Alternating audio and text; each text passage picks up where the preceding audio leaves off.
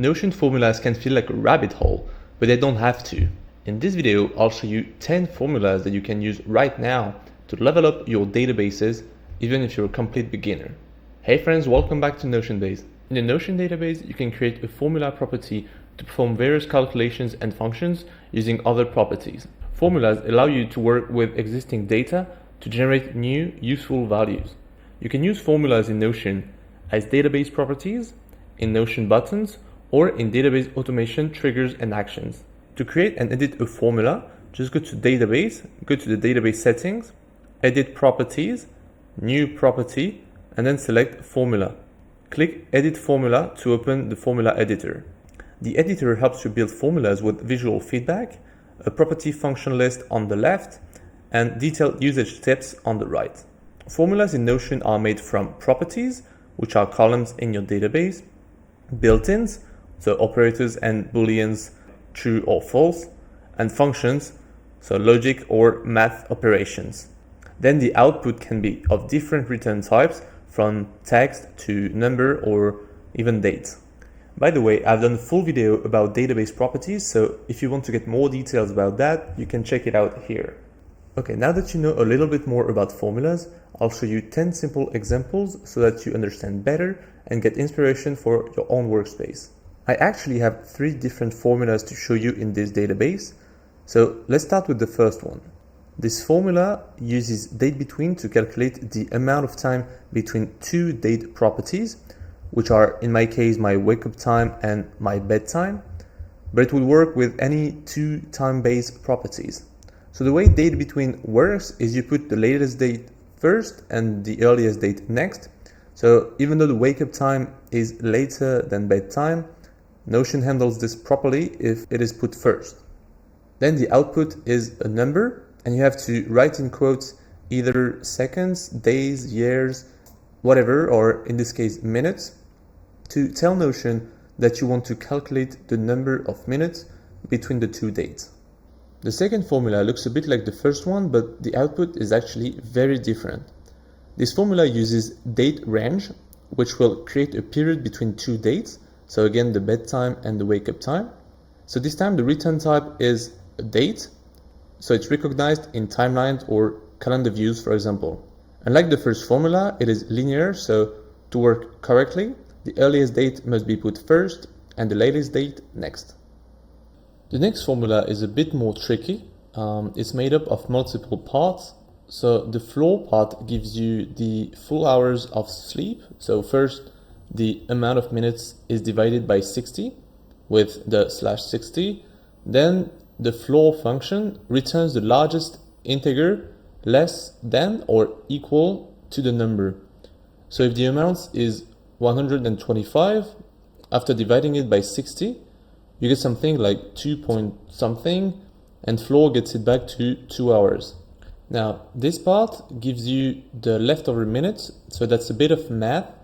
Person actually returns the first number modulo the second number, so using the same example, if the amount of minutes is 125, and I write %60, it will remove 60 as many times as it can, and leave me with the extra, so 5 minutes in this case.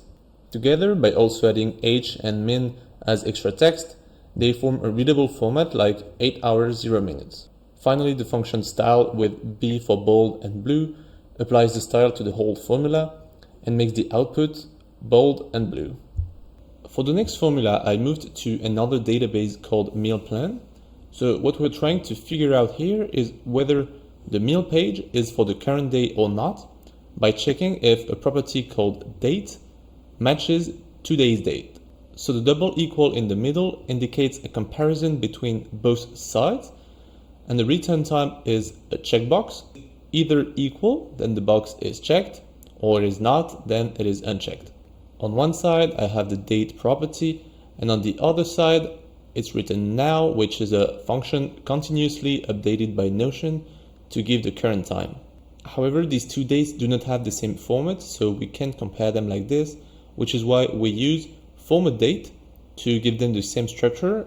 In this case, as you can see, month, day, and year, but it could have been any other format recognized by Notion, implying the letters M, D, Y, or even H for hours, and any separator like slash, dash, or comma. Finally, the two sides can be compared with the double equal. Okay, let's move on to the next formula. So this is a classic layered formula using if, empty, style, and math operations. So the if function returns the first value if the condition is met, otherwise it returns the second value. So first, this formula checks if the water property is empty using empty. If it is, it displays 0 liter of water with just the 0 liter in bold blue text. And if not, it returns the second value. So let me break down this part for you. So we want to do math operations on the water property. Its return type is not a number. So first, the formula uses toNumber to change the property to a number. Then it rounds the value with round, and finally converts the water value from milliliters to liters by dividing by 1,000. Then the return is styled in bold blue using style, and some text with the water drop emoji is also added. Okay, now I've moved to a completely different database which contains 3 of the formulas of this list which are related.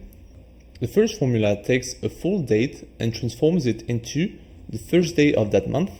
So the first part, from format date to here, extracts just the year and month, 2025-06 for example. Then we manually add -01 at the end, which gives us the full string 2025-06-01. And finally, parse date converts that string back into a real date that Notion can use. This is really useful when you want to normalize dates to the beginning of the month for expenses in this case. Now the next formula works with the previous one by adding 1 month to the first of the month property using date add. So I've set 1 as the number to add and month to say that I want to add 1 month. Then the formula subtracts 1 day using date subtract with the same syntax, and the result is the last day of the month. This is useful because Notion does not have a built-in end of month function, so this lets you generate it manually. The 8th formula uses end, if, and now. Basically, it checks whether today's date with now is in a defined period between first of the month and last of the month, which are the 2 date properties that we've seen before. The end function implies that both conditions must be met to validate the if. So if they are both true, it returns the amount property, and if not, it returns 0. So it's useful to display only the expenses that happened during the current month and automatically ignoring anything outside of it. Okay, so for the formula number 9, I've moved to an events database. So this one is interesting because it uses date start and date end, which return respectively the start and end date of a range. So here, date start and date end extract the start and end from the period property. Then the formula calculates the duration in minutes between the start and end of this range using date between with minutes as the unit. So it's useful to measure the actual length of an event or a time block. Now, the last formula is a bit more complex and it summarizes some of the functions that we've seen before. It also adds a new one, equal, which does the same job as the double equal symbol written in math form that we've seen before. It returns true if both values are equal and false otherwise. It's often the case where you can write the same function in different ways, like letters or mathematical symbols.